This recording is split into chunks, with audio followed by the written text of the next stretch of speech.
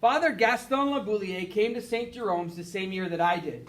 He was a young priest with a sense of humor that angered his fellow priests and the nuns, and a kindness and sense of adventure that drew the boys to him. He led hikes in the spring and summer. He took us camping for days at a time, and when winter came, he brought us hockey. He convinced Father Quinny to let him build a rink, outfit the older boys, and start a team. Things changed at St. Jerome's after that, for one season of the year at least. Have you ever heard of hockey? That was the first thing he said to me. I was sitting on the steps behind the kitchen as the other kids played in the fresh fallen snow. No, what is it? I asked. It's a game, he said. Maybe the greatest game. It's played on ice with skates, and it's very fast, very exciting. Are there books about it? A lot of books. I have some I could lend you. If you like what you read, maybe you'll want to come and watch. We've built a rink, and it's almost ready. I don't like games much. He reached out and rubbed my hair. So serious, he said. We need to get you outside to watch. I guarantee you'll love it. He smiled at me, and I smiled back. Father Laboulier brought me hockey books and answered all my questions. His passion for the game was contagious. I read about heroes like Dick Clapper, Turk Brada, Black Cat Gagnon, Sudden Death Mel Hill, and Ulcers McCool. Then there were more recent hockey gods like Beliveau, Mahavlik, and Rocket Richard. From the pages of those books, I got the idea that hockey had an alchemy that could transform ordinary men into great ones. I will never forget the first time I watched the older boys play. The white glory of the rink. The sun was shining and the sky was pale blue. There wasn't a hint of wind. The air hung cold and crystalline as the boys pushed themselves around that oval to warm up, the huffing of their breath wreathing their heads.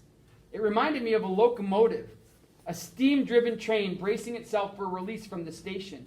The game started in a mad scramble. Reserve and bush boys made sudden crazy turns and spins as they chased the puck back and forth. And only the blast of Father Laboulier's whistle returned them things to a momentary calm. The players leaned forward on their sticks, eyes charcoal glints in the sunshine. The excitement in the air was so thick you could smell it. When the priest turned them loose to scrimmage, they broke with the abandon of mustangs. I never once looked at the puck. I kept my eyes glued to the boys, their sheer energy as they hurtled like comets. Father Laboulier skated loosely along the edges, pointing with his heavy hockey gloves or the blade of his stick. When he skated over to me, rubbing at his nose with the blunt thumb of a glove, his eyes were afire. There's an order to the game, Saul. Though it might not be readily visible yet, there's a genuine rhythm under all this mayhem. When they grasp the rules, you'll start to see it, he said. I see it already, I said. You do? The lines, I said, they create space, the space you have to move into to make it happen. You see that? Yes. And I did. I can't explain how it came to me, but I could see not just the physical properties of the game and the action, but the intent. If a player could control a measure of space, he could control the game. The boys on the ice lurched and skimmed, oblivious to anything but the rubber sliding between their sticks. But I could see how a skater might move, where he might go to gain the advantage of space, how he might move the puck along to get it down ice and into the nest of twine that was the net. There are stories of teachers among our people who could determine where a particular moose was, a bear, the exact time that fish would make their spawning runs.